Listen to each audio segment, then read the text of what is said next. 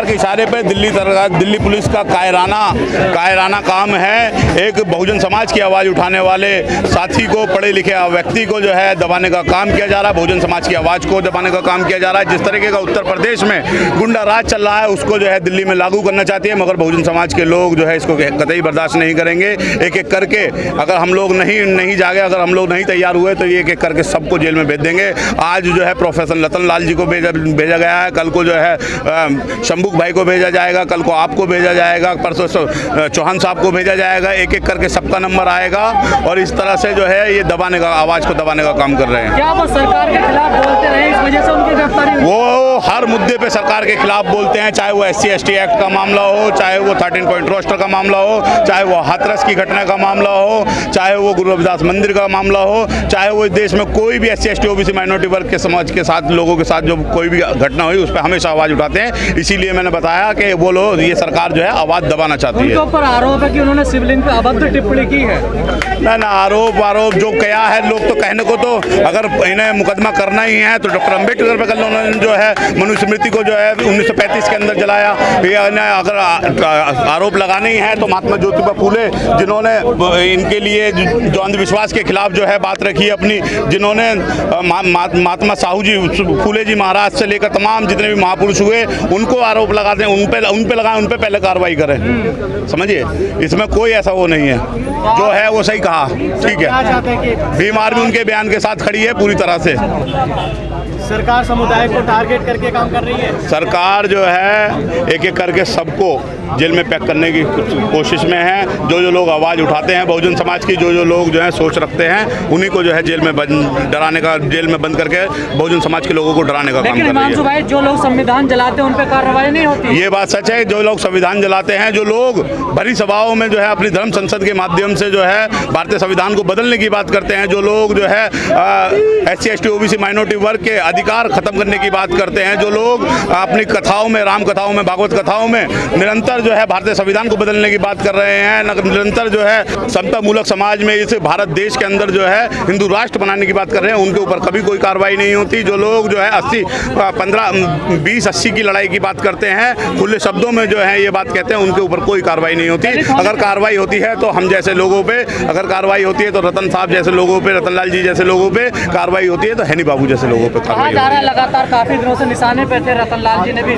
मांग करी कि मेरी सिक्योरिटी, उन्होंने AK-56 की बात करी थी। सरकार, उनके प्रधानमंत्री को उन्होंने खत लिखा, ऑनरेबल राष्ट्रपति को उन्होंने जो है खत लिखा, LG को खत लिखा, मगर उनको अभी तक कोई सुरक्षा नहीं दी गई और उल्टा जो है रात को कायराना काम करते हुए दिल्ली पुलिस रात को उनको उठा के ले गई। अत्याचार कम होगा, कैसे रुकेगा दलितों का शोषण? दलितों का शोषण जो है इस तरह से रुकेगा, कब तक जो है ये लोग दबाएंगे?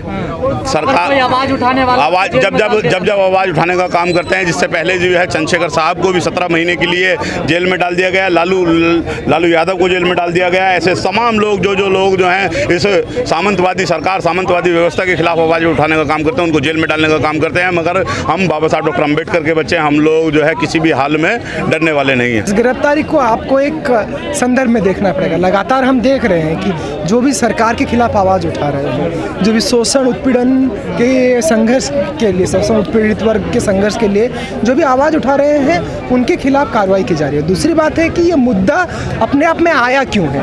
ये मुद्दा पहले अपने आप में इसलिए आया है क्योंकि तेल के दाम 200 है, गैस के दाम 1000 के पार पहुँचे हैं, जो असली मुद्दे हैं जिनसे जनता को दिक्कत हो रही। जब वो मुद्दे आएंगे तब मोदी जी पे सवाल आएगा कि मोदी जी ये बताइए कि आज गरीबी क्यों है, आज लोग महंगाई क्यों है, आज भूखे मरने को हमारी नौबत क्यों आई है। ये सवाल पूछा जाएगा। इस सवाल से भटकाने के लिए इससे पहले हम मंदिर मस्जिद का मुद्दा देखे हैं, अभी भी ज्ञानव्यापी के मंदिर मस्जिद का मुद्दा उठाया जा रहा है और इसी क्रम में हम देख रहे हैं तो जो रतन लाल का मुद्दा है, हम ये कहते हैं कि हो सकता है आपके मतों के साथ हमारे हो सकता है आपके साथ मेरा मतभेद हो सके, लेकिन मैं अंत तक आपकी अभिव्यक्ति की आज़ादी के लिए लड़ता रहूँगा। जब वोल्टेयर के सोशल मीडिया पे लिख रहे हैं कि रतन लाल जी लंबे समय से निशाने पे थे सरकार के, देखिए कि वो सरकार की नीतियों का हमेशा विरोध करते रहे। देखिए, मैं वोल्टेयर के एक एक दार्शनिक थे वोल्टेयर, उनकी उनका एक कोट था कि हो सकता है मैं आपके साथ मेरा मतभेद हो, लेकिन मैं अब अंत तक आपके अभिव्यक्ति की आज़ादी के लिए लड़ता रहूँगा।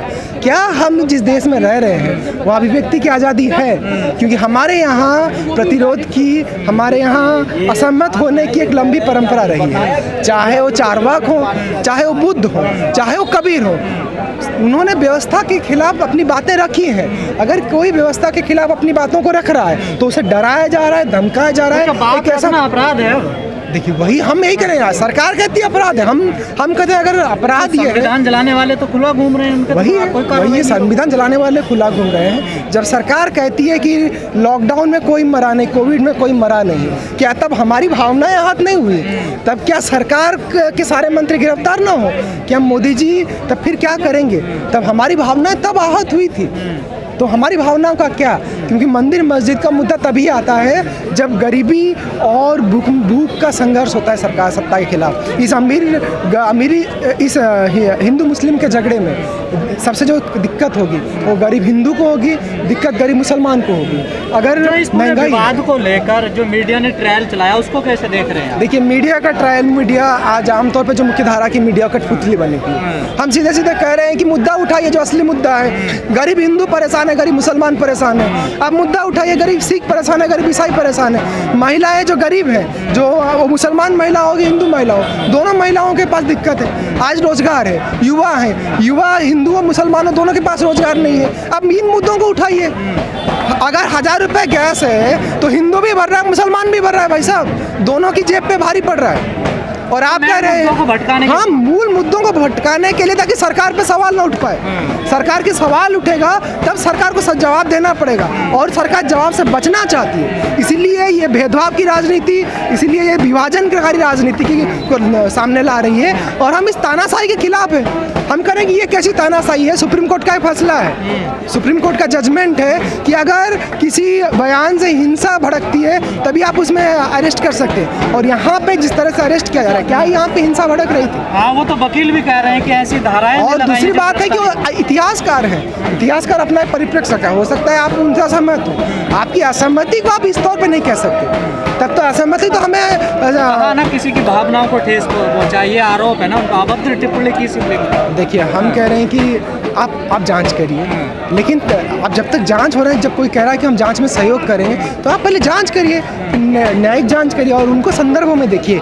आप चीज़ों को संदर्भों से काट के देखते हैं, संदर्भों से काट के देखना अपने आप में बहुत खतरनाक है। कहा जा रहा दलित है, इस वजह से भी उन पर कार्रवाई। हाँ, सरकार लगातार दलितों के खिलाफ, अल्पसंख्यकों के खिलाफ, महिलाओं के खिलाफ बहुत उदासीन रवैया दिखाता रहा, और ये पहला मर्तबा नहीं है। अब लगातार देख रहे हैं इतिहास में, जब से सत्ता आई है 2014 से, क्या दलितों पे हमला नहीं बढ़ा है? क्या महिलाओं का उत्पीड़न नहीं बढ़ा है? क्या जो संघर्ष की बात कहते हैं, जो बेहतर ज़िंदगी की बात कहते हैं, उनके खिलाफ उनकी आवाज़ों को दबाने की कोशिश नहीं की गई?